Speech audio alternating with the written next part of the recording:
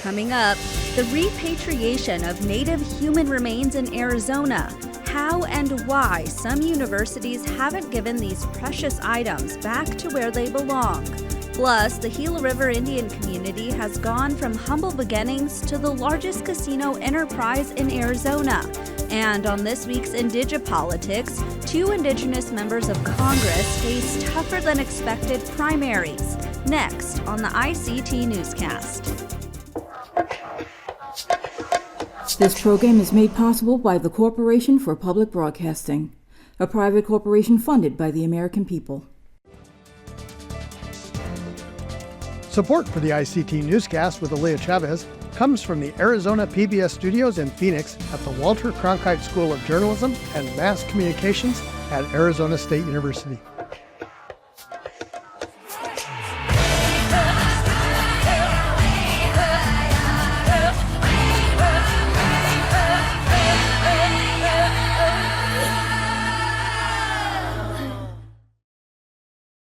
Amidala Hopa. Thank you for joining us. I'm Aaliyah Chavez. We start our show today with a special report out of Arizona. A group of graduate students at Arizona State University have uncovered concerning new details about how their own university has treated Native American remains that it has been holding. It's a collaboration between Cronkite News, the Howard Center for Investigative Journalism at ASU, and ICT. Reporter Madison Perales has the story.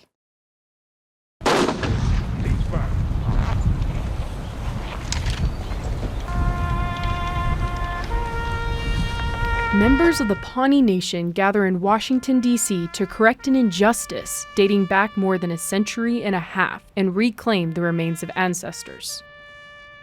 They were murdered without provocation. They were murdered because they were Indian. Inside these boxes, the heads of 6 of the Pawnee people who were decapitated by U.S. soldiers in the 1800s.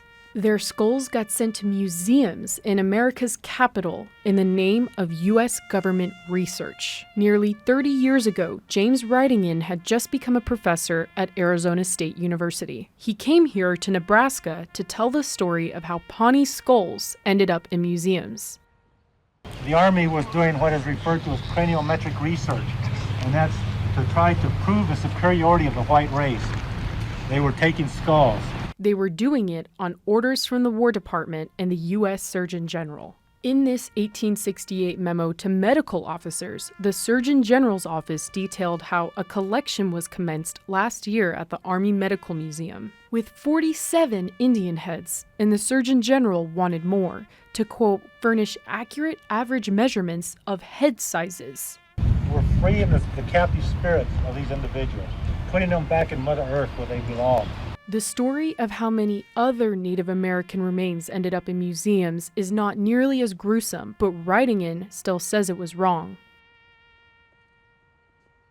Human remains were dug up during construction, dam building, roadwork, and archaeological digs, with many items shipped to museums to study. Like at Arizona State University, where Ridingen co-founded the American Indian Studies program. Now in his 80s, he's still fighting to get more museums to return remains that were taken from graves. Through my citizenship of the Pawnee Nation, I became engaged in repatriation work. The Native American Graves Protection and Repatriation Act of 1990, or NAGPRA, is federal law that requires museums and other government agencies to make human remains and cultural objects available to return to tribes. But an investigation from student journalists at Arizona State University's Cronkite News and the Howard Center for Investigative Journalism found unequal compliance by Arizona's 3 largest state universities. The journalist who initiated the team's investigation talks about where it all began. I'm Indigenous myself. I'm a member of the Navajo Nation. This is our lives. These are our ancestors' lives. That obligation to give back, that's what drives a lot of my own reporting, and especially for this project.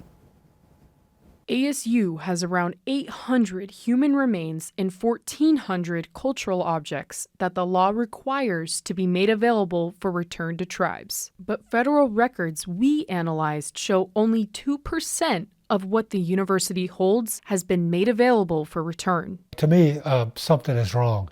Something is dreadfully wrong. This is not morally ambiguous. There's nothing to ponder here. This February, Senator Brian Schatz, a Democrat from Hawaii, told fellow members of Congress universities in particular have moved too slowly. The fact is, these items do not belong in museums and universities or to science or academia. They belong to the native people from which they came. National Park Service records show Northern Arizona University has only a small collection of indigenous remains and made all of them available for repatriation in 2022. Down in Tucson, on the campus of the University of Arizona, the Arizona State Museum's group of driven but sometimes underfunded staff talked to us about their repatriation work. These ancestors and their cultural belongings were taken from, communities in the past. And so in order to restore some of that wholeness, they need everyone and everything back. Their work makes a real impact, like when some of the museum's collection returned to the White Mountain Apache, Ramon Riley's community. When you go through this process, bringing it back, it makes you feel good. And it makes you feel sad doing it, putting it away. Riley, 83 years old, has devoted decades of his life to NAGPRA. Most of the elders have passed on. I'm about the only one that knows about NAGPRA history of Apaches. For the White Mountain Apache, reburial is a sacred and emotional experience, something Ramon will never forget. You're going through a process of today would be intergenerational historical trauma. We didn't see a lot of things that happened to our people, but we know the stories. It's still sort of hurtful in a way. The Arizona State Museum staff has worked hard to repatriate the human remains and artifacts it holds, despite not having enough staff or space. The primary purpose of our existing process is to make sure that we have everyone and everything that needs to be repatriated go back to the claimant tribe. ASM has made almost half of its collection available for repatriation, totaling thousands of human remains and tens of thousands of cultural objects. What's most important is to facilitate repatriation, when in the end all we want to do is do the right thing. Arizona State University has more work to do. Federal records show the university has made the remains of just 15 humans and only 32 objects from ASU's own collections available for return in the 34 years since NAGPRA became federal law. In an email, a top university official wrote, "While the initial data in your report captures where we are with NAGPRA according to public records, it does not paint a complete picture. There is much work to be done, but we have made great progress and fostered meaningful relationships with tribal partners that are not reflected in the national NAGPRA numbers." The university declined an interview and a request to tour its collection. In an earlier response, the university touted positive changes in recent years, like increases in staff assigned to NAGPRA and more than $500,000 in new funding, some of it from the federal government. The university said it created a handbook with updated NAGPRA protocols, established new NAGPRA programs for students, and said, "We are fully engaged and supportive of the repatriation process and are respectfully fulfilling the tenets of NAGPRA." Records obtained through a Freedom of Information Act request with the National Park Service show ASU acknowledging a range of problems. Staff lost track of human remains and cultural objects that were moved around. Bags containing human bones began to rip, and the then curator of ASU's collection told the federal government in 2020 2 of 4 buildings that housed the collections were in poor condition, and ASU said the collections themselves have not been properly housed for preservation as required by federal standards. The same year, wastewater entered the main collections room of one building and flooded the library. When asked about the details in these records, ASU referred us back to its original response with no new comment. James Wrightington, now a professor emeritus at ASU, wants to see more action. ASU needs to get off its rear end, needs to do something about this, and soon.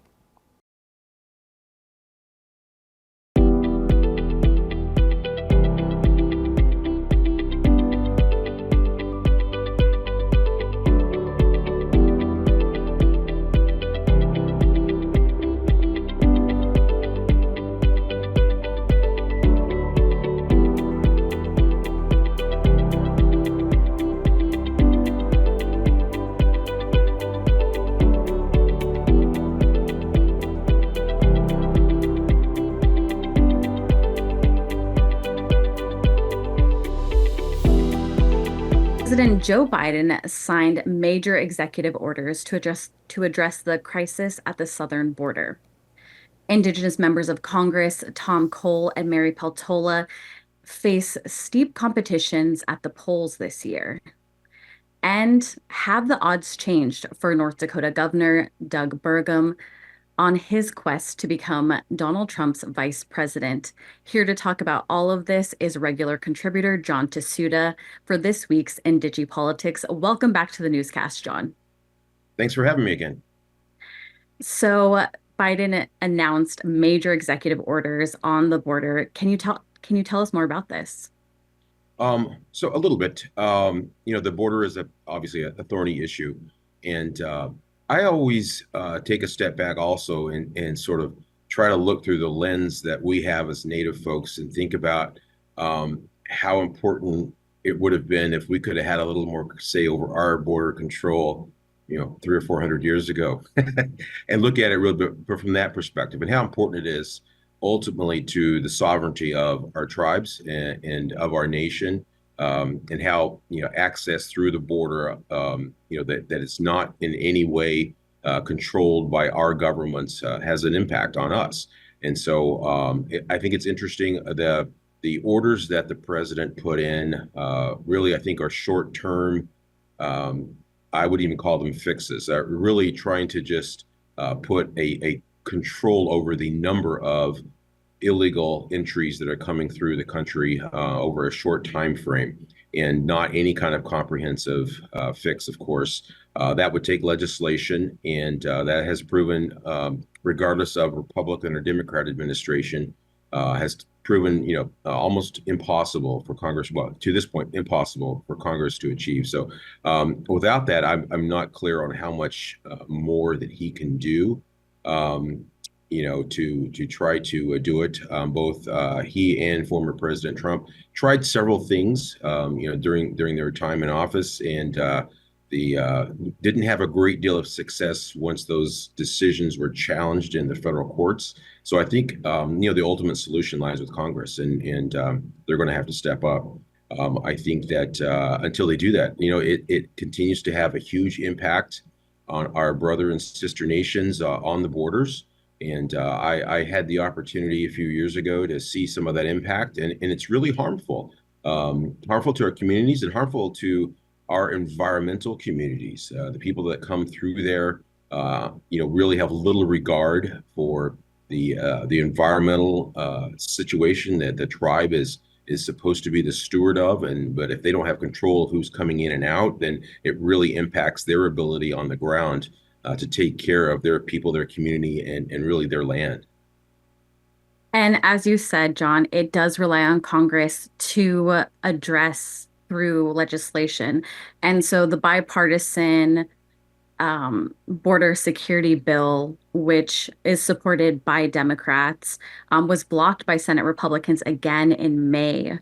And with the recent executive orders, it seems that only Democrats and President Joe Biden are serious about border security and about addressing the crisis at the border. And so I'm curious what your analysis is on that.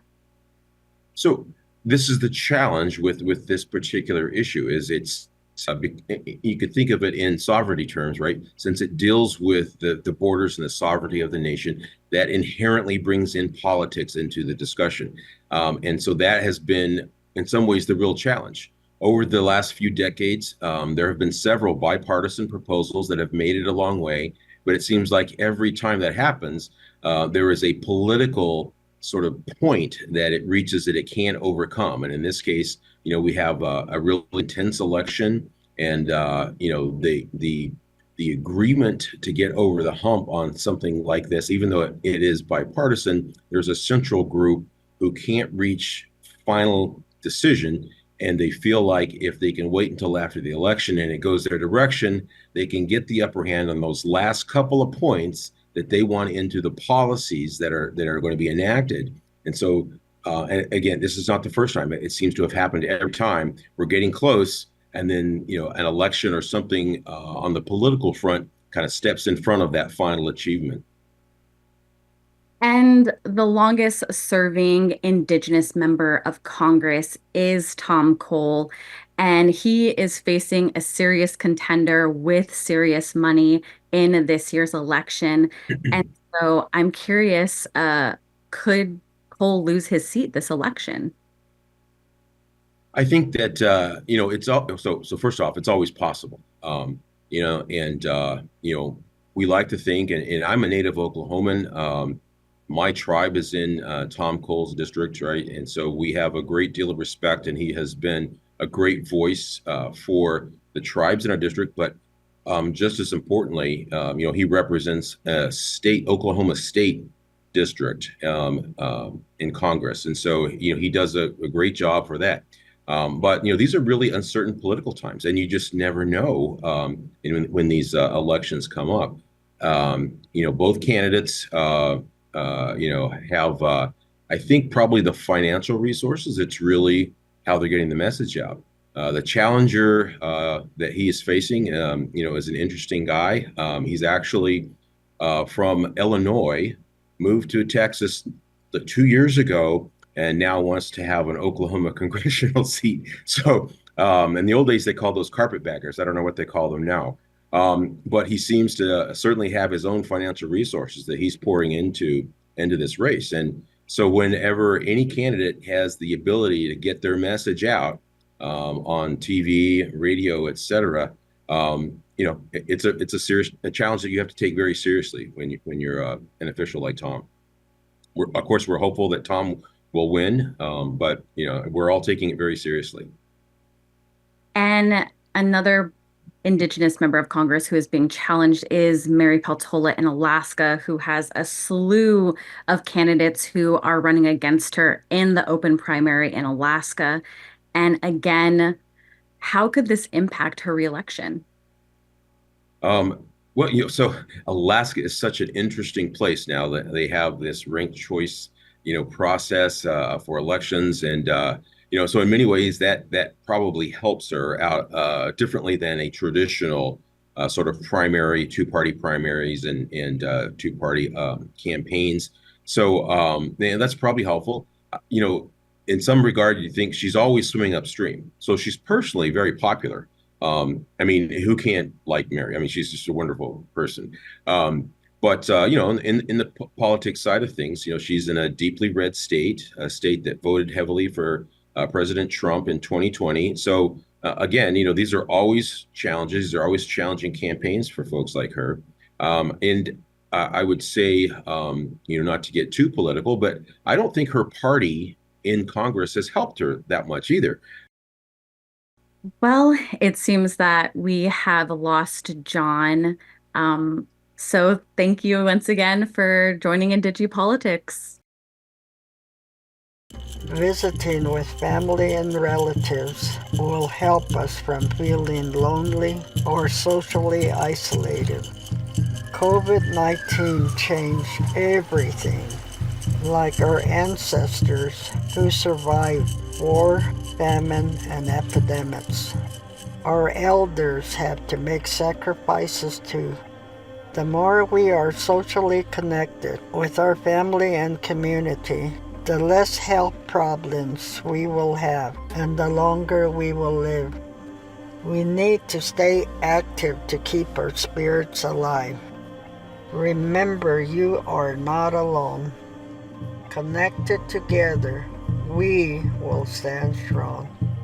For more information on elder isolation or caregiver resources, go to connectedindigenousElders.org. In June of 1994, the Gila River Indian Community opened the doors to its first casino. 30 years have gone by, and since then, the tribe has grown its venture to the largest casino enterprise in Arizona, owning 4 casinos and 2 resorts, partnering with sports teams in the NBA, NFL, and MLB, and generating millions for the state of Arizona. Last week, we brought you a conversation with Gila River Resorts and Casinos CEO Kenneth Manuel, and today we're back with part 2. We know that we are thick in graduation season right now, and when you look at the fields that Native students study across the country, we see a lot of STEM fields, law fields, education fields even. Do you think that there's a future in which young Native American people have a career or grow a career in gaming or hospitality? Absolutely. We have so many success stories within Gila River Resorts and Casinos. I'm very proud to share with you the fact that we have a Pathways Mentorship Development Program. I myself am a product of the mentorship program. Several executives have come up through this program. We have a few folks that are currently in the program today. And so there are a long list of members of the community who have gone through this mentorship program and who hold positions as managers, as directors, as chief executive officer positions, folks who are general managers of properties, VPs of gaming who have gone through this program. So a lot of success stories, and our Human Resources Department does a great job of facilitating this program and ensuring the success. You know, when I think about tribal nations who have found a lot of success nationally, I think of tribes like Gila River, like the San Manuel Band of Mission Indians, like the Seminole Nation in Florida. How does Gila River stay ahead of the game in terms of finding what's innovative or what's popular in gaming, but, you know, staying on top of the competition? Yeah, great question. We do it through various different ways of doing this. So we have an amazing team, and I'll be the first, and I constantly give credit to the team. We have a great team of executives, a great team of leaders who come from various fields, not even primarily just gaming. They come from hospitality fields, they come from marketing fields, they come from food and beverage backgrounds. Different folks have come together, and we've assembled an awesome team of leaders who contribute to the success. And we really look at their backgrounds, and we look at what they can bring to the table. I'm a firm believer in remaining. I've told the folks I never want to be stagnant, and I rely on advisors. I rely on some of our business partners. We're constantly researching technology.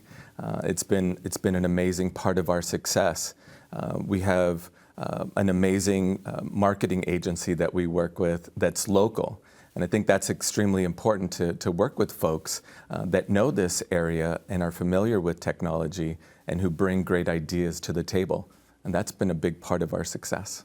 Last year, I actually reported a story on the opening of the Santan Casino, which is the newest property that Gila River Resorts and Casinos opened. Tell us a little bit about that property and, you know, maybe what you all have up your sleeves coming up soon. Yes, we're very proud of the Santan Mountain Casino. It is our fourth property. It's our newest property out in the East Valley. It services the Queen Creek, Chandler, Gilbert areas. We worked with an amazing architect. We worked with an amazing general contractor, and we built this state-of-the-art facility. There's so many different things that are awesome about the Santan Mountain Casino, but I think one of the things that really gets a lot of attention are the windows. We're utilizing state-of-the-art technology, like you talked about earlier, in that these glass windows are able to actually tint on their own. So they darken and they lighten depending on the time of the day. And so it's a fresh addition to our casinos, and it's something that we're very proud of. In terms of new projects, what do you all have that you're working on? Absolutely. So we're constantly taking a look at what exists in terms of hospitality. We went through a refresh at Wild Horse Pass. We added on an additional tower. We added on additional conference space to Wild Horse Pass as well. And so we're really taking a look at what the valley might need in terms of additional hospitality. We have a lot of returning guests. We have a lot of success with groups that conduct conferences or hold meetings at our properties. And so we're taking a look at what is on the horizon. And so we're always open to new opportunities. And it's because of our loyal guests. We're very proud of the fact that we have a product and an offering that so many folks in the Valley and even folks outside of the state of Arizona love visiting our properties as well. Well, Kenneth Manuel, CEO of Gila River Resorts and Casinos, thank you so much today. Thank you very much. I appreciate it.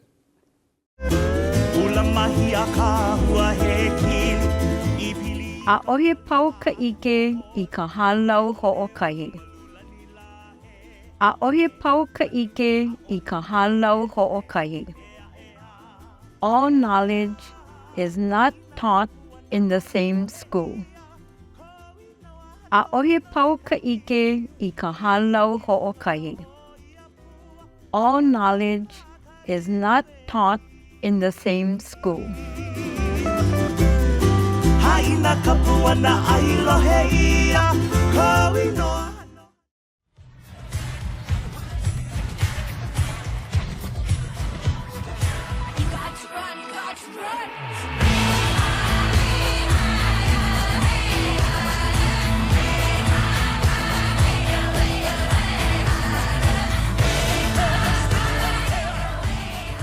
This program is made possible by the Corporation for Public Broadcasting, a private corporation funded by the American people.